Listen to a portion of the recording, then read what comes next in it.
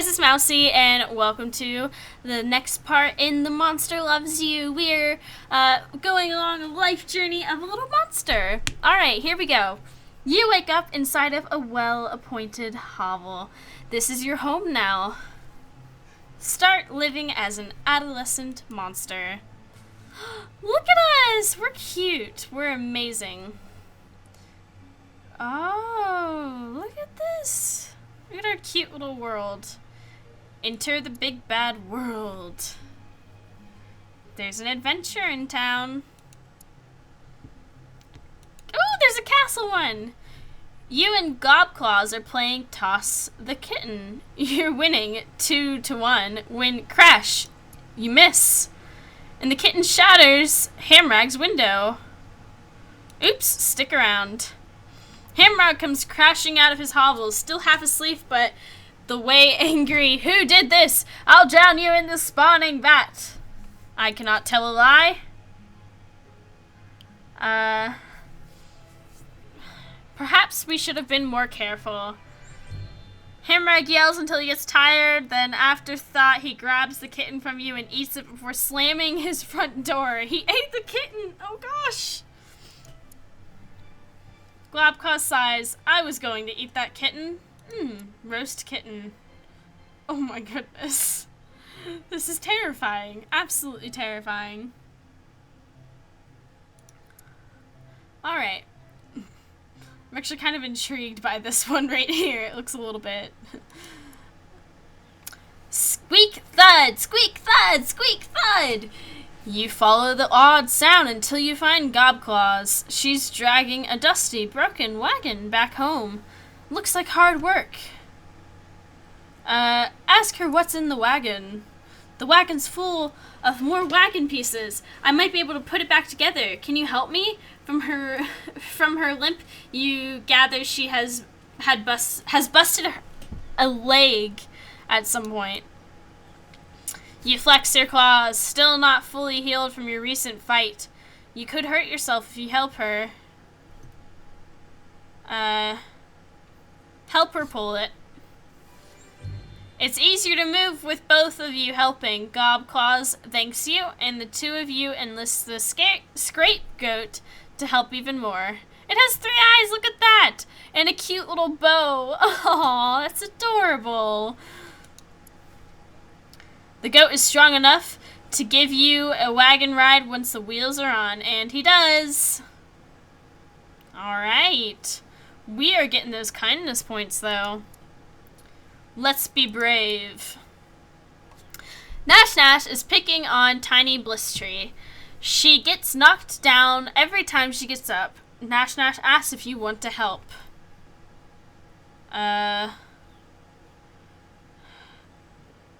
Let's see. I would rather fight you! Without even a thanks, Blisttree runs away, leaving you and Nash Nash to tussle in the street. Do you push the attack? No, Blisttree is safe. You turn and walk away. Nash Nash tackles you from behind and begins slashing your back with her claws. The two of you struggle until you're both hurt too badly to continue.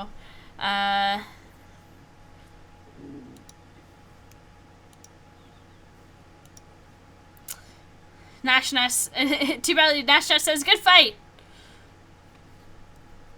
Had a pop-up come up on my computer there. Alright, continuing on. Okay. Ooh, let's see. Which one to pick? Okay. After the rain, the last puddles linger. Looking into one, you see hundreds of tiny wriggling bugs. Splash in the puddle! You leap and spin, dance and whirl and stomp and stumble and splash. The puddle scattered in all directions. The bugs are dead, but who cares? They're just bugs after all. That's fun. Ooh. Okay. Alright. Blisttree dumps a double arm roll load of objects on the ground. I found these in the woods. Nash Nash grabs one, a piece of yellow metal, and licks it. Lick something. How bad can it be? It's pretty bad. The muddy cog you just licked tastes like rust and mold. Not the delicious kind of mold either. The horrible sour kind. Pretend it's delicious and trick the others. Ow! We lost some honesty, but we gained some cleverness. In no time, you have half the other monsters rolling on the ground, clutching their tongues in their claws and groaning at the awful flavors. Laugh at them, fools. Aww.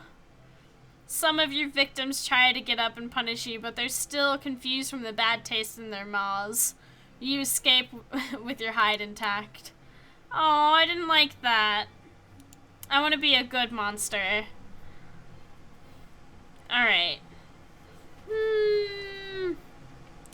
Alright. A small crowd gathers in the square. Go see what they're doing. Nash whispers to you. Grit Mitten says he saw a human wearing a coat made from monster hide. What? Prudence says she saw it too, but it was just a costume. You watch the elders discuss the situation calmly and quietly, with only a little clawing and spitting. Alright. Let's see. Ooh. Offer to help resolve. Investigate this by running off to the human city of Carmen. I kind of want to go see this. You set out, but before you're halfway through the whale mist, you find yourself caught. Hamrag shakes you and tosses you to the ground. Give in to Hamrag's authority. Hamrag says, you know better than to go so close to the humans. You're too young. He drags you back to Omen and leaves you there. Aww. The debate rises into shouting and rocks, throwing a few minutes. It keeps shaking. Prudence keeps shaking her head and smiling as though Grit Mitten is a fool or a monsterling. What does that do to Grit Mitten's temper? That makes Grit Mitten's temper flare like lightning naturally. Keep watching and listening. Grit Mitten says humans have made clothing out of monsters. Prudence insists that he's mistaken. Neither shows any sign of backing down. The other elders wander away. Perhaps now the arguers would listen to you. I'm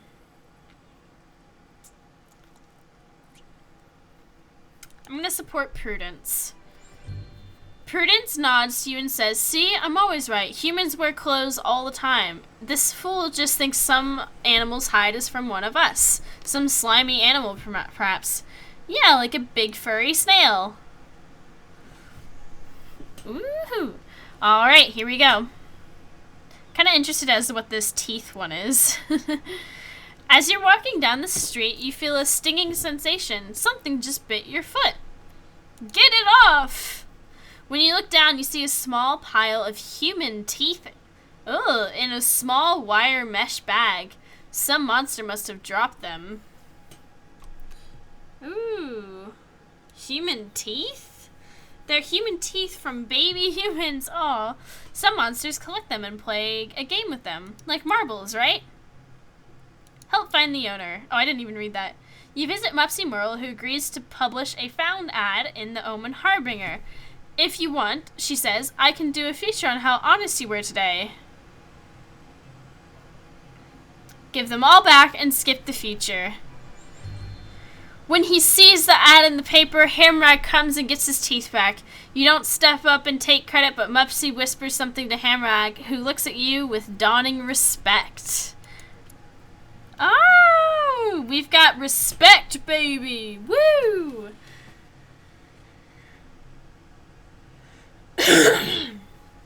Gotta love that respect, guys.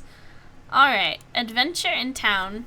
Adolescence is fleeting. You have grown beyond youth and have become an adult. You have been dragged from your bed by your friends and neighbors. What? Who? Where? Why now?